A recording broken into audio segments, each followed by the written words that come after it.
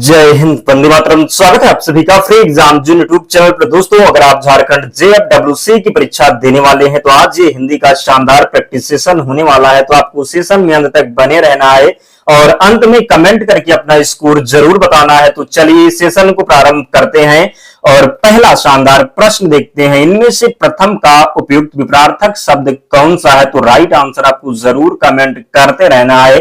प्रधान होगा, गौण होगा, अंतिम होगा या फिर प्रत्यक्ष हो जाएगा? तो जब बात करेंगे इनमें से प्रथम का विलोम शब्द क्या होगा, तो प्रथम का विलोम हो जाएगा अंतिम। क्या होगा?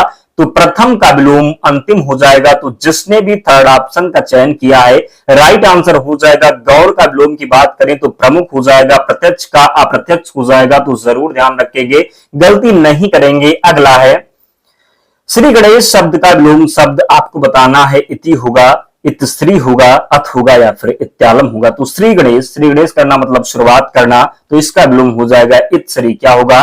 तो श्री गणेश का विलोम हो जाएगा इतश्री। अगला है उद्घाटन का विलोम शब्द क्या होगा? प्रसारण होगा, गुप्त होगा, समापन होगा या फिर समर्पित हो जाएगा? तो उद्घाटन का विलोम आपको बताना है। तो उद्घाटन का विलोम होगा, क्या हो जाएगा?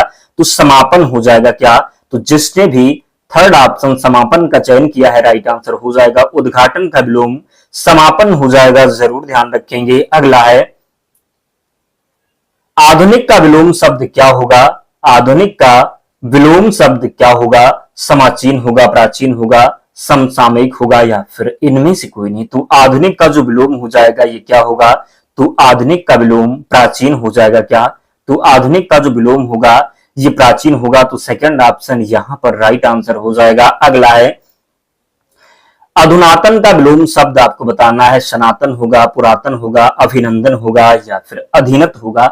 तो अधुनातन का जो विलोम होगा ये पुरातन हो जाएगा। क्या? तो अधुनातन का विलोम जो होता है पुरातन राइट आंसर है। अधुनातन का विलोम पुरातन हो जाएगा। अगला है अज का अर्थ नहीं है जिसका जन्म ना हो। दशरथ के पिता मोती, ब्रह्मा, विष्णु और शिव? तो आपको राइट आंसर जरूर कमेंट करते रहना है, बताना है अज का अर्थ नहीं है। तो जिसका जन्म ना हो ये भी अज का अर्थ है। दशरथ के पिता भी अज हैं, ब्रह्मा, विष्णु और शिव को भी अज बोला जाता है, जबकि यहां पर मोती इसका अर्थ नहीं है। तो राइट आंसर थर्ड ऑप्शन का चयन जिसने भी किया है सही उत्तर हो जाएगा। ध्यान रखिएगा। अगला है वह कवि जो तत्काल कविता करे के लिए एक शब्द आपको बताना है। सुकवि, महाकवि, रस सिद्ध कवि या फिर आंसू कवि? तो वह कवि जो तत्काल कविता करे इसका राइट आंसर आपको बताना है। तो सही उत्तर हो जाएगा आंसू कवि। क्या हो जाएगा?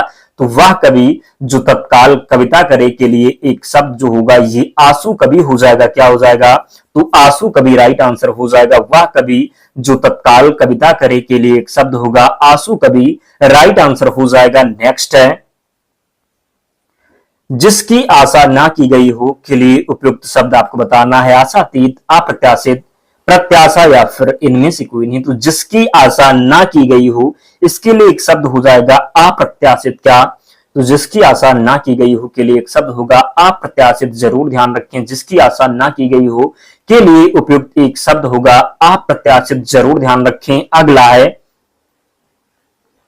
कम बोलने वाला वाक्यांश के लिए एक शब्द क्या होगा? मितभाषी, मृदभाषी, बहुभाषी या फिर आभाषी? तो कम बोलने वाला वाक्यांश के लिए एक शब्द हो जाएगा मितभाषी। क्या होगा? तो कम बोलने वाला वाक्यांश के लिए एक शब्द हो जाएगा मितभाषी। जरूर ध्यान रखें, कम बोलने वाला वाक्यांश के लिए एक शब्द होगा मितभाषी। जरूर ध्यान रखें। अगला है जो तौला जा सके के लिए एक शब्द बताना है। अपरमेय, अनपिमेय, परमेय या फिर विनिमय? तो जो तौला जा सके के लिए एक शब्द होगा अपरमेय, अनुमेय, परमेय या फिर विनिमय? तो इसका जो राइट आंसर हो जाएगा परमेय हो जाएगा। जो तौला जा सके राइट आंसर थर्ड ऑप्शन का चयन जिसने भी परमेय किया है सही उत्तर हो जाएगा। अगला है घोड़ा का उपयुक्त शब्द तत्सम यहां पर पूछा गया है कि घोड़ा का उपयुक्त तत्सम शब्द कौन सा है? अश्व, घोटक, तुरंग या फिर बाजी? तो घोड़ा का उपयुक्त तत्सम शब्द कौन सा हो जाएगा? तो इसका जो राइट आंसर है घोटक हो जाएगा। क्या? तो घोड़ा का उपयुक्त तत्सम शब्द घोटक होगा। जरूर ध्यान रखें, घोड़ा का उपयुक्त तत्सम शब्द कौन सा होगा? तो घोटक होगा, ध्यान रखना है, गलती नहीं करेंगे। तो घोड़ा का उपयुक्त तत्सम शब्द कौन सा है? घोटक इसका राइट आंसर हो जाएगा। अगला है गोधूम का तत्सम रूप बताइए। गोत, गोद, गेहूं या फिर गोह। तो गोधूम का जो तद्भव हो जाएगा ये गेहूं हो जाएगा क्या? तो गोधूम का तद्भव गेहूं हो जाएगा, ध्यान रखना है, गलती नहीं करेंगे। अगला है निम्नलिखित शब्दों में से तत्सम शब्द आपको बताना है। जोगी, जौवन, जमाई या फिर एवं। तो यहाँ पर जो राइट आंसर होगा, तत्सम शब्द वह होते जो संस्कृत के ज्यों के त्यों प्रयोग किए जाते हैं। तो यहाँ पर राइट आंसर यौवन हो जाएगा क्या? तो निम्नलिखित शब्दों में से तत्सम शब्द कौन सा है? तो 13 का जो राइट आंसर होगा फोर्थ ऑप्शन यानी कि यौवन हो जाएगा। जरूर ध्यान रखें, तो जिसने भी फोर्थ ऑप्शन का चयन किया है राइट आंसर हो जाएगा। नेक्स्ट है निम्नलिखित में से तद्भव जो है तद्भव शब्द आपको बताना है। बलवान, बांझ, चमचा या फिर आसमान। तो निम्नलिखित में से तद्भव शब्द क्या हो जाएगा? तो इसका जो राइट आंसर होगा बांझ हो जाएगा क्या? तो तद्भव शब्द बांझ हो जाएगा। सेकंड ऑप्शन राइट आंसर है। अगला है निम्नलिखित में से तद्भव शब्द बताइए। उलूक, कूप, ओझा या फिर पुस्तक।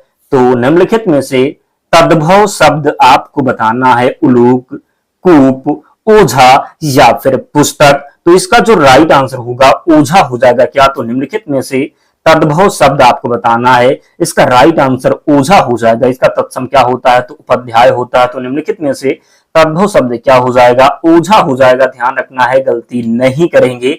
अगला है कोई आदमी आया वाक्य में प्रयुक्त विशेषण बताइए। कोई आदमी आया वाक्य में प्रयुक्त विशेषण आपको बताना है। अनिश्चयवाचक, निश्चयवाचक, प्रश्नवाचक या फिर संबंधवाचक। तो इसका जो सही उत्तर होगा कोई आदमी आया वाक्य में प्रयुक्त विशेषण क्या होगा? तो सही उत्तर है अनिश्चयवाचक। क्या? तो कोई आदमी आया है वाक्य में प्रयुक्त विशेषण होगा अनिश्चयवाचक, ध्यान रखें। कोई आदमी आया है वाक्य में प्रयुक्त विशेषण होगा अनिश्चयवाचक, राइट आंसर है। तो जिसने भी फर्स्ट ऑप्शन का चयन किया है सही उत्तर हो जाएगा। अगला है 100 गुना लंबा में विशेषण का कौन सा भेद है? गणनावाचक, क्रमवाचक, आवृत्तिवाचक या फिर संपूर्णता वाचक। तो 100 गुना लंबा क्या? तो 100 गुना लंबा इसका जो राइट आंसर हो जाएगा आवृत्तिवाचक। क्या? तो 100 गुना लंबा में विशेषण कौन सा भेद है? तो आवृत्तिवाचक है। क्या है? तो आवृत्तिवाचक है। 100 गुना लंबा में विशेषण का कौन सा भेद है? आवृत्तिवाचक है। क्या है? तो आवृत्तिवाचक हो जाएगा, ध्यान रखिएगा। अगला है निम्नलिखित में से एक शब्द विशेषण नहीं है। अकूत, अचार, अकरण या फिर अचरण क्या हो जाएगा? तो निम्नलिखित में से एक शब्द विशेषण नहीं है। तो यहां पर जो राइट आंसर हो जाएगा अचार हो जाएगा। क्या? तो अचार यहां पर राइट आंसर है। निम्नलिखित में से एक शब्द विशेषण नहीं है। तो जिसने भी सेकंड ऑप्शन का चयन किया है सही उत्तर हो जाएगा। अगला है एक वाक्य में विशेषण अशुद्ध है, उस वाक्य को बताइए। सुंदरी लड़की, सुंदर लड़की, सुंदर लड़का, सुंदर लड़की। तो सुंदरी लड़की आप कभी नहीं सुने होंगे, ना ही ये उपयुक्त है। तो राइट आंसर हो जाएगा सुंदरी लड़की। सुंदरी लड़की की जगह पर होगा सुंदर लड़की। क्या होगा? तो सुंदर लड़की होगा। तो कौन सा विशेषण अशुद्ध है? तो सुंदरी जो है ये अशुद्ध है, यहाँ पर सुंदर होना चाहिए। तो एक वाक्य में विशेषण अशुद्ध है। तो फर्स्ट ऑप्शन सुंदरी लड़की जो दिया हुआ है राइट आंसर हो जाएगा। नेक्स्ट है जिसकी विशेषता बताई जाए उसे क्या कहते हैं? विशेषण कहते हैं, विशेष्य कहते हैं, सर्वनाम कहते हैं या फिर विशेषक कहते हैं। तो जिसकी विशेषता बताई जाए उसे क्या कहते हैं? विशेषण, विशेष्य, सर्वनाम या फिर विशेषक। तो जिसकी विशेषता बताई जाए क्या कहें? तो जिसकी विशेषता बताई जाए उसे क्या कहेंगे? तो विशेष्य कहते हैं। जिसकी विशेषता बताई जाए उसे विशेष, और जो विशेषता बताता है उसे विशेषण कहते हैं। तो जिसकी विशेषता बताई जाए वो विशेष्य कहलाएगा, और जो विशेषता बताएगा उसे विशेषण कहेंगे। अगला है चोर का पर्यायवाची शब्द बताना है। खनक, उदक, धूसर या फिर थलचर। तो चोर का पर्यायवाची शब्द क्या होगा? खनक, उदक, धूसर या फिर थलचर। तो चोर का पर्यायवाची शब्द हो जाएगा क्या होगा? तो खनक होगा। क्या? तो चोर का पर्यायवाची शब्द खनक हो जाएगा। तो जिसने भी फर्स्ट ऑप्शन खनक का चयन किया है राइट आंसर हो जाएगा। चोर का पर्यायवाची शब्द क्या होगा? खनक होता है चोर का पर्यायवाची शब्द। अगला प्रश्न है बिजली का पर्यायवाची शब्द बताइए। शर्बरी, तनया, रमणी या फिर दामिनी। तो बिजली का पर्यायवाची शब्द आपको बताना है सरबरी, तनया, रमणी या फिर दामिनी। तो बिजली का जो पर्याय होता है ये दामिनी होगा। क्या होगा? तो बिजली का पर्यायवाची शब्द दामिनी हो जाएगा, ध्यान रखिएगा। अगला है तनया किसका होता है? तो तनया पुत्री का होता है। किसका? तो तनया जो बोलते हैं ये पुत्री के बोलते हैं, अगर तनय होता तो पुत्र हो जाता। नेक्स्ट है चंद्रहास का पर्यायवाची शब्द बताइए, तीर, तलवार, भाला या फिर धनुष बाण। तो चंद्रहास का पर्यायवाची शब्द हो जाएगा क्या? तो तलवार होता है। चंद्रहास किसे बोलते हैं? तो तलवार को बोलते हैं, ध्यान रखिएगा। चंद्रहास का पर्यायवाची शब्द क्या होगा? तो तलवार हो जाएगा। चंद्रहास का पर्यायवाची शब्द क्या होगा? तो चंद्रहास का पर्यायवाची शब्द तलवार हो जाएगा, ध्यान रखिएगा। अगला है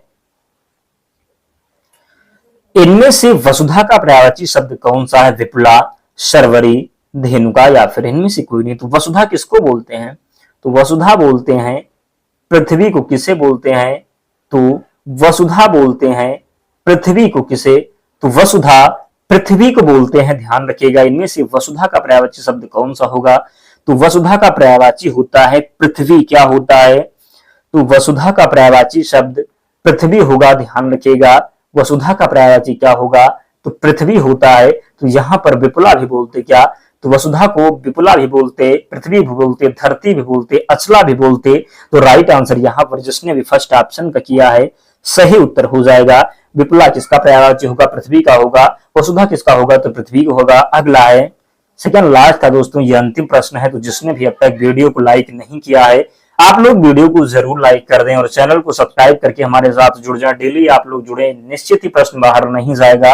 हुतासन का पर्यायवाची शब्द बताइए, निर्धन, अग्नि, अगणित या फिर अखंड। तो हुतासन का जो पर्यायवाची होता है ये क्या होगा? अग्नि बोलते किसे? तो हुतासन को अग्नि बोलते हैं, ध्यान रखिएगा। हुतासन का पर्यायवाची शब्द क्या होगा? तो अग्नि होता है। हुतासन का पर्यायवाची शब्द क्या होता है? तो अग्नि होता है। हुतासन का पर्यायवाची शब्द जरूर ध्यान रखें, गलती नहीं करेंगे। हुतासन का पर्यायवाची शब्द क्या होगा? अग्नि होगा। हुतासन का पर्यायवाची शब्द ध्यान रखना है, गलती नहीं करेंगे। दोस्तों 25 प्रश्न थे, आप लोग कमेंट करके बताएं कि 25 प्रश्नों में आपके कितने प्रश्न सही हुए। कमेंट करके जरूर बताएं, अपना स्कोर कमेंट कर देना। और पीडीएफ के लिए टेलीग्राम चैनल से जुड़ जाना, लिंक डिस्क्रिप्शन बॉक्स में है, या फिर आप टेलीग्राम पर जाएंगे, वहां पर सर्च कर लेंगे फ्री एग्जाम जोन, आपको चैनल मिल जाएगा, आप लोग ज्वाइन हो जाना। वहां पर आपको पीडीएफ प्रोवाइड करवा दी जाएगी। तो जिसने वीडियो को लाइक नहीं किया प्लीज लाइक करके ही जाना, चैनल को जरूर सब्सक्राइब कर लेना। तो मिलते हैं नेक्स्ट वीडियो में, तब तक पढ़ते रहिए, ध्यान रखिए अपना, स्वस्थ और सुरक्षित रहिए। जय हिंद।